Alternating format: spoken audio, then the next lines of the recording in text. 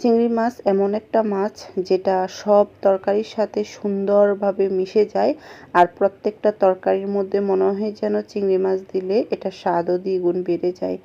Hello everyone, আসসালামু আলাইকুম, welcome back to my channel. আজকে খুবই সুস্বাদু এবং মুখরোচক সিম্পল একটা রেসিপি শেয়ার করব। চিংড়ি বাটা দিয়ে পটলের সুন্দর একটা তরকারি, আর এই তরকারিটা অনেক মজার খেতে, খুবই সুস্বাদু। চিংড়ি মাছ এমনিতে মজার, আর তা যদি হয় পাটায় বেটে হচ্ছে পটল দিয়ে রান্না করা, তাহলে তো কোনো কথাই নেই। আজকের এই তরকারিটা এতটাই সুস্বাদু যা অনেকের কাছে অজানা, আর আজকের রেসিপিটি খুবই মজাদার। যাই হোক, আজকের রেসিপিটি আমি কিভাবে তৈরি করি, তো তার জন্য শুরুতে আমি এখানে হাফ কেজি পটল নিয়েছি। পটলগুলোকে খোসা ছাড়িয়ে 2 টুকরো করে লম্বা করে কেটে নিয়েছি হচ্ছে 1 কাপ পরিমাণ চিংড়ি মাছ। এটা হচ্ছে ছোট চিংড়ি মাছ দিয়ে আমি রান্না করব। আর নিয়েছি পেঁয়াজ, কাঁচামরিচ, টমেটো, এগুলো কেটে নিয়েছি। এবার হচ্ছে আমার চিংড়ি মাছটা বেটে নেওয়ার পালা। তো আমি এটা হচ্ছে ব্লেন্ডারে না করে পাটাই বাটবো, কারণ পাটায় বেটে এটা রান্না করলে বেশি মজাদার হয়।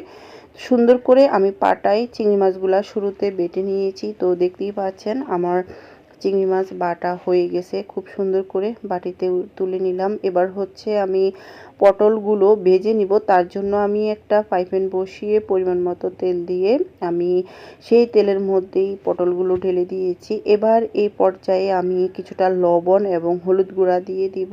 এবার উল্টিয়ে পাল্টিয়ে আমি সুন্দর করে পটলগুলো ভেজে নিব। তো এই তরকারিটা কেন মজার সেটা তো অবশ্যই বুঝতে পেরেছেন, যেহেতু চিংড়ি মাছটা বেটে রান্না করা হবে, বা পটলগুলা আগে থেকে সুন্দর করে লবণ এবং হলুদ দিয়ে ভেজে নিলেই এটার স্বাদ আরও সুন্দর হয়। তো এই তো দেখতেই পাচ্ছেন খুব সুন্দর করে আমি পটলগুলো উল্টিয়ে পাল্টিয়ে ভেজে নিয়েছি। কালারটা খুবই সুন্দর হয়েছে।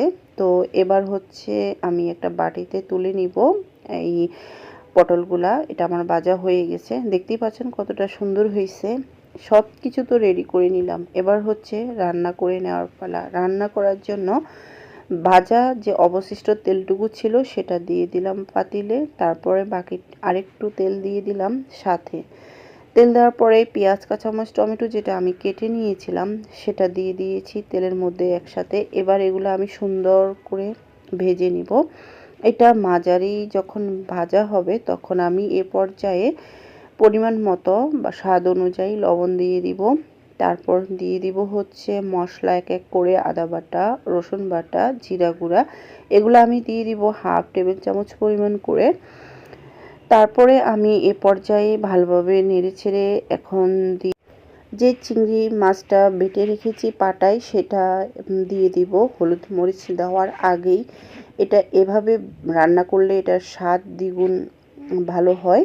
তো এই জন্য আমি হচ্ছে এই মশলার ভিতরেই ভালোভাবে চিংড়ি বাটাটা দিয়ে এটা ভালোভাবে ভেজে নিব। আপনারা চাইলে হলুদ এবং মরিচ গুঁড়া দেওয়ার পরেও চিংড়ি বাটাটা দিতে পারেন।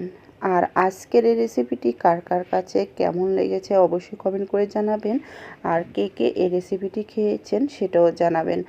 যাই হোক, আমি ভালোভাবে পানি দেওয়ার আগেই আমি সুন্দর করে ভেজে নিয়েছি হচ্ছে পেঁয়াজ, কাঁচামরিচের সাথে সুন্দর করে চিংড়ি বাটাটা। এবার হচ্ছে আমি দিয়ে দিলাম হলুদ গুঁড়া আর মরিচ গুঁড়া।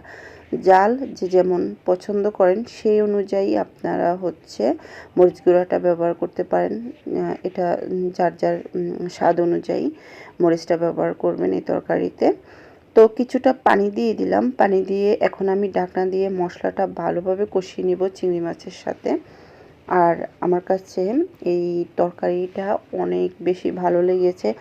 আসলে পটল আমার বাসায় কেউ অত পছন্দ করে না, কিন্তু এই রেসিপিটি আমি এভাবে রান্না করার যেদিন করেছিলাম সেদিন সবাই খুব চেটেপুটে খেয়েছে। আসলে এতটাই মজাদার ছিল, একদম মজাদার এই রেসিপিটি। পটল দিয়ে চিংড়ি বাটা দিয়ে এই রেসিপিটি আসলে অনেক মজাদার। যারা খাননি তারা অবশ্যই একবার হলেও এভাবে রান্না করে দেখতে পারেন। যারা পটল খেতে পছন্দ করেন না বিশেষ করে, তারা এভাবে রান্না করে দেখতে পারেন আমার মতো করে। দেখতেই পাচ্ছেন মশলাটা সুন্দর করে আমি কষিয়ে নিয়েছিলাম। চিংড়ি, তারপর দিয়ে দিলাম পটলটাও সুন্দর করে আমি কষিয়ে নিয়েছি। কষানোর পরে আমি এবার ডাকনা দিয়ে দিলাম। তারপরে আমি ডাকনাটা তুলে দেন আবার নেড়ে ছেড়ে পরিমাণ মতো পানি দিয়ে দিলাম। পানি দিয়ে এবার আমি একটা বলক চলে আসলে চুলার আঁচটা কমিয়ে সুন্দর করে আমি রান্না করে নিব। আপনারা চাইলে এখানে আস্ত কিছু কাঁচামরিচ দিতে পারেন, ধনিয়ার পাতা দিতে পারেন, কিন্তু আমার কাছে ধনিয়া পাতা এই তরকারিতে দিলে আমার ভালো লাগে না। এটা আমার ব্যক্তিগত পছন্দ। তো এই জন্য আমি এখানে ধনিয়া পাতাটা অ্যাভয়েড করলাম। আর আজকের রেসিপি এখান পর্যন্ত।